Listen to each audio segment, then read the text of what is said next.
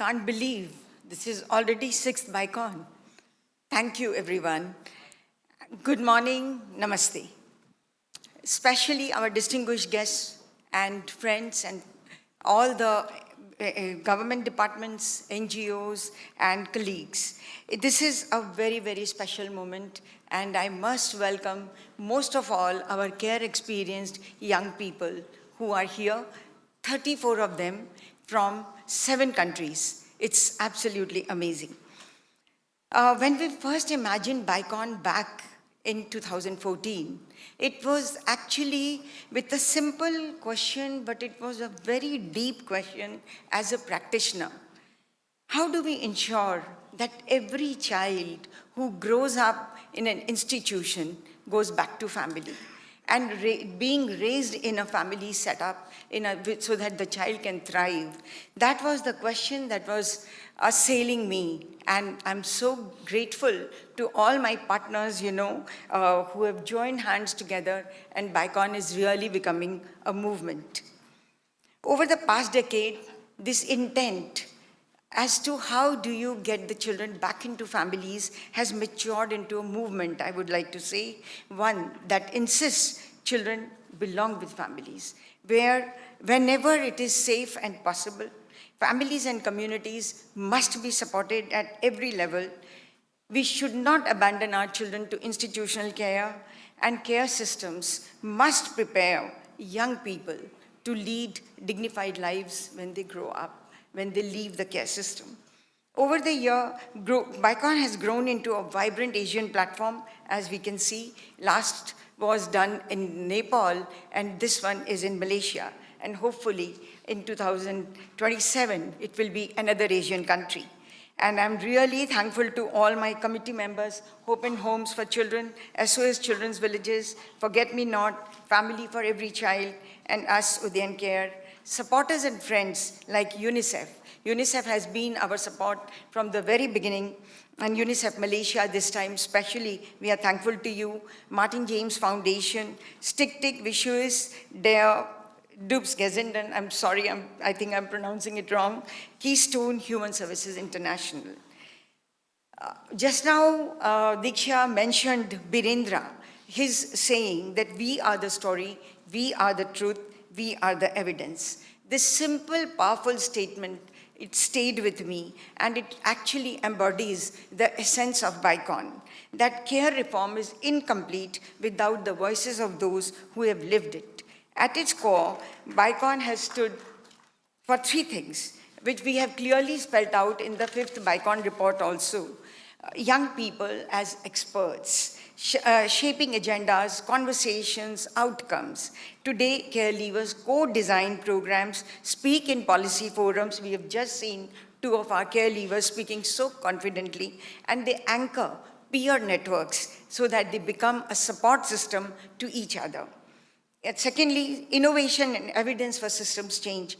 Unless you are able to capture the innovation, it cannot spread. So with that idea, moving from institutional care to family-based care, how do you nurture alternatives? And the third one is very, very important, Asian perspective for global impact, showcasing solutions that enrich global discourse. As we know, the theme of our 6th Bicon focuses on care reform for children, building inclusive societies, resilient families, and thriving children. Today, as I speak, I want to do 3 things. Celebrate measurable progress across the region, candidly name, sadly, still persistent gaps, share with you all the key agenda for the next 2 days, and call for coordinated action so that over the next 2 years, when the 7th Bicon happens, sustainable systemic changes happen. Across the world, we are seeing concrete policy reforms and programming shifts that move us away from institutionalization and towards family-based care. As envisioned in the UNCRC, the UN Alternative Care Guidelines, the UN DGD of 2021 being dedicated to care reform, the Kigali Declaration of 2022, and then recently UK's FCDO launched a global initiative calling for reforms so that every child has a safe, loving family environment and to progressively end institutional care. We all know that Asia is home to millions of children in vulnerable situations. There are laws, progress is being made, doors are opening for other family-based alternative care, yet family still,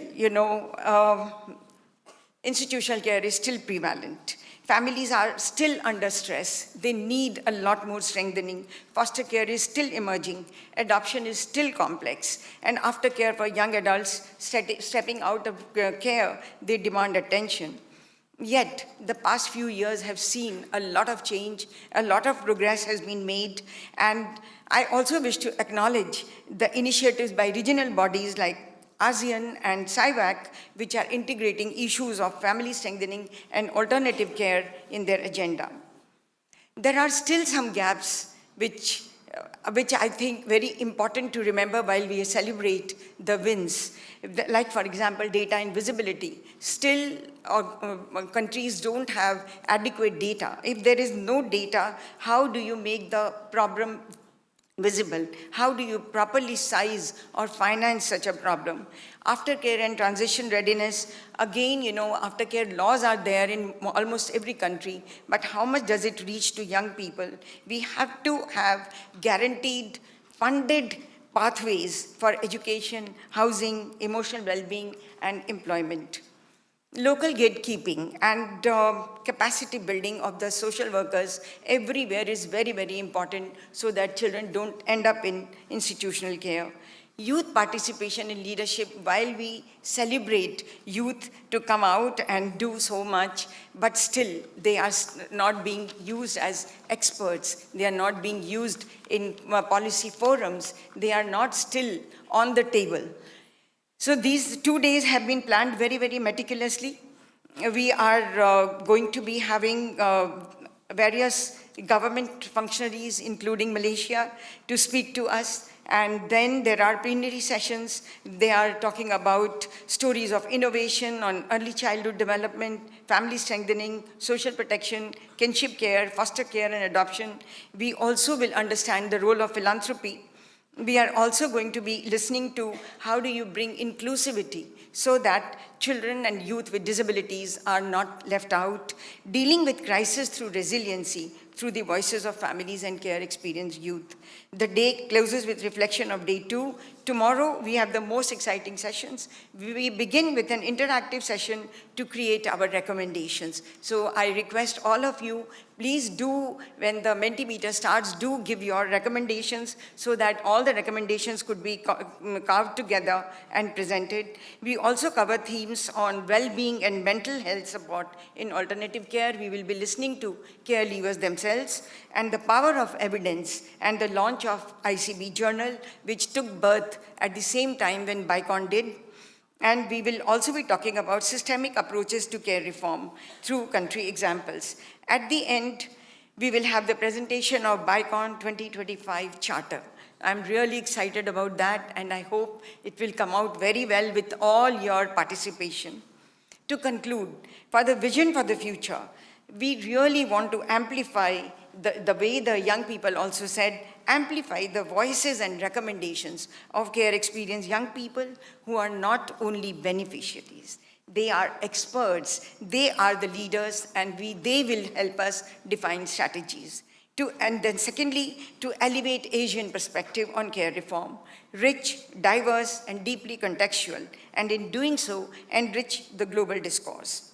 Thirdly, to highlight all the innovative care approaches which are happening across countries. How can we scale up practices which support families and communities? And lastly, to reinforce systems thinking backed by evidence so that care reform is durable, inclusive, and transformative.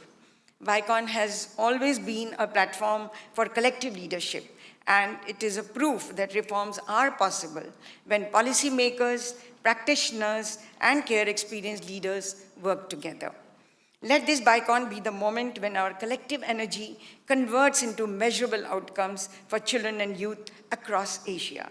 In closing, I extend my deepest gratitude to UNICEF Malaysia as our proud partners, to the steering committee, to every organization and every individual who made this gathering possible, and especially to the care leavers, 34 of them, who have traveled from several countries and who are here, whose courage and insight is going to guide us all. Thank you, and let us begin together.